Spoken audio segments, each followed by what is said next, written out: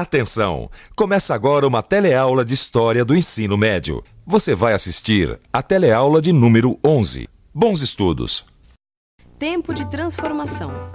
Este é o nome da segunda unidade do curso de História do Telecurso, que começa agora. Ela vai tratar da história das sociedades da Europa Ocidental, Norte da África e Oriente Próximo, entre o declínio do Império Romano e a denominada Época Moderna. Tempo de transformação. O título desta unidade busca arremeter às transformações fundamentais que aconteceram nesta fase da história em termos políticos, econômicos, sociais e ideológicos. A compreensão destas mudanças é indispensável para o entendimento das consequências radicais trazidas pelas grandes navegações e descobrimentos que vamos ver nos séculos seguintes.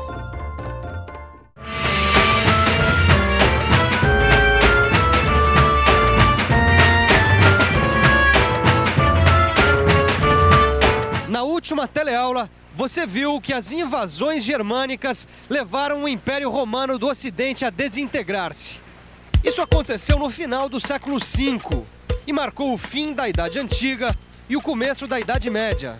Mas, se o Império Romano do Ocidente não resistiu e sucumbiu aos bárbaros, o Império Romano do Oriente ainda sobreviveu durante muito tempo. Na teleaula de hoje, você vai ver como Constantinopla, ou Bizâncio, consegue manter o Império Romano no Oriente e como Carlos Magno tentou reunificar o Império Romano Europeu.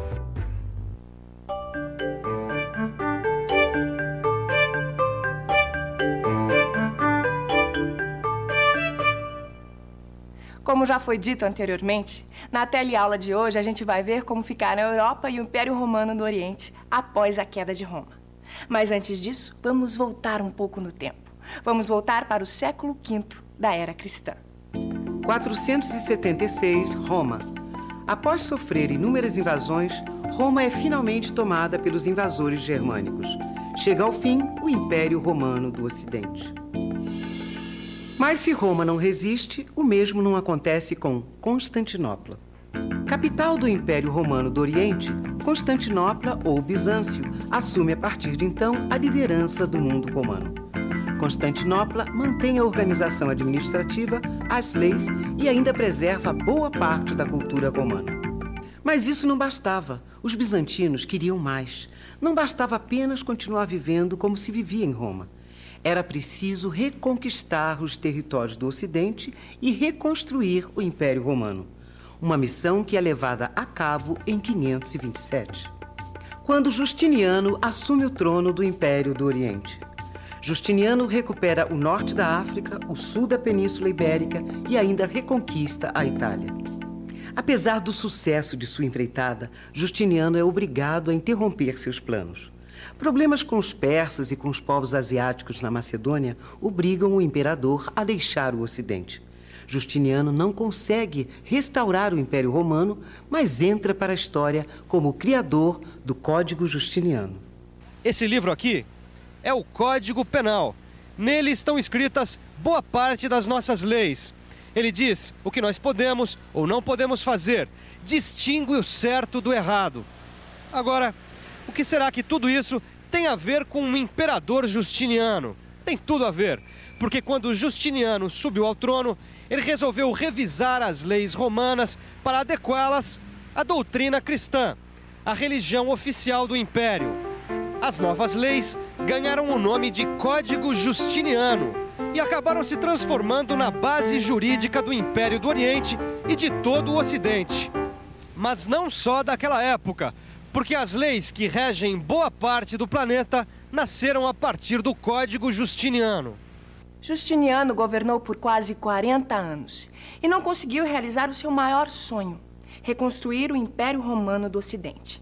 Na verdade, o que vai acontecer após a sua morte acaba tornando esse sonho ainda mais distante. Além de perder todas as conquistas de Justiniano, o Império Romano do Oriente também acaba provocando uma ruptura com o Ocidente. Constantinopla adota o seu antigo nome, Bizâncio. O grego substitui o latim e até a autoridade do Papa, a partir de 850, deixa de ser reconhecida. Apesar de ter experimentado 2 séculos de decadência e violência, o Império Bizantino se reergue novamente e, a partir do ano 1000, acaba influenciando boa parte da Europa Central, da região dos Balcãs e da Rússia. Quanta coisa bonita esses bizantinos fizeram, hein, Vicente? Olha lá, não é à toa que eles foram considerados a cultura mais brilhante da Idade Média, né? Bom, e além de tudo, eles ainda foram responsáveis pela conservação de boa parte das obras clássicas da cultura greco-romana. Ah, é por isso que a gente encontra nos mosaicos bizantinos elementos gregos, romanos e até orientais, não é isso? Istambul, Turquia. Queridos pais, por aqui parece que o tempo parou. A arquitetura, as ruas, as roupas, a arte, tudo nos leva a uma viagem pelo tempo em que essa cidade se chamava Constantinopla, ou Bizâncio. Hoje, olhando a agitação dos mercados, eu consigo entender por que é que essa cidade foi o centro do comércio mundial durante a Idade Média. E porque ela foi considerada um escudo da Europa. É que ela era tão poderosa, uma verdadeira potência militar, que conseguiu resistir durante séculos aos ataques dos orientais. E foi por causa dessa proteção que a Europa não foi invadida de vez durante a Idade Média. Como você viu, o fato do Império Bizantino ter sido uma potência militar e ter uma localização privilegiada acabou permitindo que a cidade de Bizâncio se transformasse numa espécie de escudo protetor da Europa. Veja que ela está bem aqui, na passagem entre a Europa e o Oriente. Persas, búlgaros, árabes, turcos, todos esses povos tentaram atacar Constantinopla durante séculos e foram derrotados. Se não fosse essa proteção, provavelmente esses povos também teriam invadido a Europa. E aí, a história seria outra. Mas não foi isso que aconteceu. Bizâncio resistiu durante toda a Idade Média e acabou servindo como um escudo protetor para a Europa. E foi por causa dessa proteção, desse escudo, que foi possível a formação dos Estados Nacionais na Europa Ocidental. Ou seja, que foi possível a formação da França, da Alemanha, da Espanha e por aí vai. Mas como será que isso aconteceu? A Europa, como a gente já viu em outras teleaulas, foi durante muito tempo quase que totalmente dominada pelo Império Romano. Depois, quando os bárbaros germânicos invadiram e tomaram Roma, o continente europeu se transformou numa espécie de terra de ninguém, onde saques, roubos, raptos, incêndios eram uma coisa comum por toda parte. Naquele período, os vários povos bárbaros do norte se dividiram pela Europa e estabeleceram seus reinos. Os francos ficaram mais ao norte. Já os borgonheses e os ostrogodos se instalam mais ao centro. Os suevos e os visigodos ocupam a Península Ibérica e os vândalos o norte da África. De todos esses reinos, o que mais se destaca é o Reino Franco, o reino onde nasceu Pepino o Breve. É isso aí, Pepino assume o trono e, para fortalecer ainda mais o Reino Franco, ele resolve fazer alianças com a Igreja. Essas alianças possibilitam o surgimento dos estados pontifícios, ou seja, os estados da Igreja. Vamos ver direito como foi essa história. 756. A situação não está nada fácil para o Papa, que se vê ameaçado pelos lombardos, povo do norte da Europa que desde a queda de Roma habitava a Península Itálica. O Papa pede ajuda aos cristãos e é atendido por Pepino o Breve. Pepino derrota os lombardos e ainda oferece para o Papa um território na província de Ravenna. E é dessa maneira que surgem os estados pontifícios, ou seja, os estados da Igreja. Pepino o Breve deixou de fato a sua marca, mas foi seu filho quem realmente mexeu com a história da Europa. Que filho era esse? Era Carlos Magno, que assumiu o trono do Reino Franco no ano de 768. Carlos Magno não perdeu tempo. E assim que assumiu o trono, já começou a realizar seu grande projeto, a unificação do Ocidente cristão. Para conseguir o seu objetivo, Carlos Magno lutou contra quase todos os seus vizinhos em mais de 50 campanhas militares. O esforço não foi em vão. Carlos Magno consegue êxito nas suas campanhas, anexando boa parte dos territórios europeus ao seu reino. O auge do poder vem no ano de 800, quando Carlos Magno é coroado imperador dos romanos pelo Papa Leão III. Com a coroação de Carlos Magno pelo Papa, a Europa Ocidental, que desde a queda de Roma não conhecia um poder central, ficou submetida a dois poderes: O poder civil, na pessoa do imperador Carlos Magno, e o poder espiritual, na figura do Papa. Pô, Vicente, olha só o tamanho do império que Carlos Magno conquistou, olha só. Praticamente toda a Europa Ocidental, né?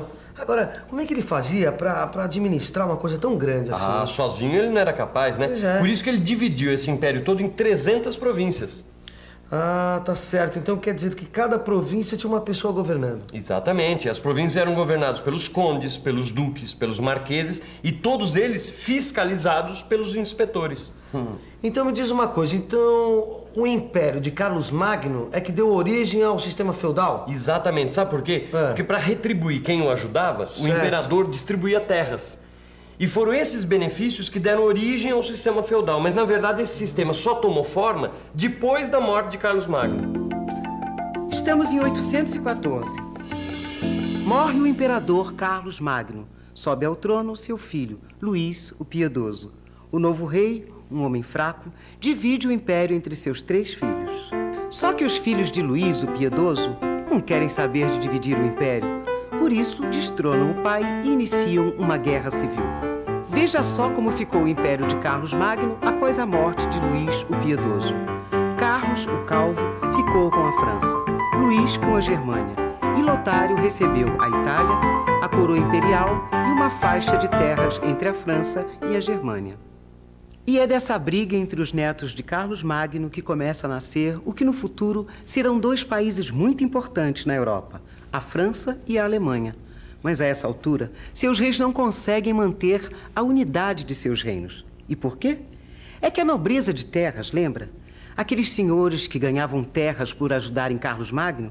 Pois bem, esses senhores de terra se aproveitam da guerra entre os netos de Carlos Magno e conseguem se fortalecer bastante. Passada a guerra e feita a divisão do império, o que se nota é o seguinte: os reis ficam mais fracos e os senhores de terra mais fortes. Com reis fracos e senhores de terra fortes, as monarquias recém-formadas ficam desprotegidas. Não há uma defesa organizada das fronteiras e nenhum exército preparado para proteger todo o reino. Com isso, 2 povos invadem o que antes era o Império de Carlos Magno e enfraquecem ainda mais o poder dos reis. Um desses povos invasores são os normandos, também conhecidos como vikings. Os vikings saquearam a Europa por 200 anos e tomaram terras da Rússia, da França, do sul da Itália e toda a Inglaterra. Mas eles não eram os únicos. Havia também os húngaros, que atacaram a Germânia, a França e a Itália. Com as invasões desses povos, a Europa volta a viver uma época de terror e insegurança, com os reis cada vez mais incapazes de defender os seus territórios. As pessoas, amedrontadas, começaram a buscar a proteção dos senhores de terra em seus castelos seguros. Em troca dessa proteção, juravam fidelidade aos senhores. Como você vê, as populações da Europa, amedrontadas com as invasões dos vikings e dos húngaros, se distanciavam cada vez mais dos reis e pediam cada vez mais ajuda para os senhores de terra.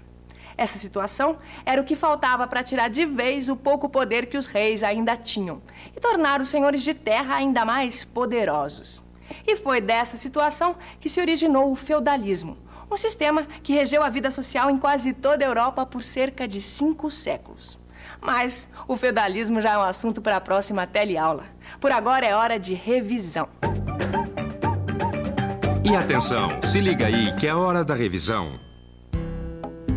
Na teleaula de hoje, você viu como Constantinopla, ou Bizâncio, conseguiu manter o Império Romano no Oriente e como Carlos Magno formou seu império na Europa.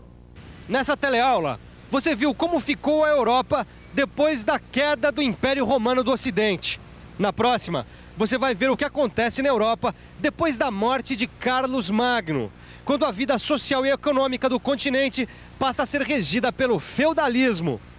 Até a próxima!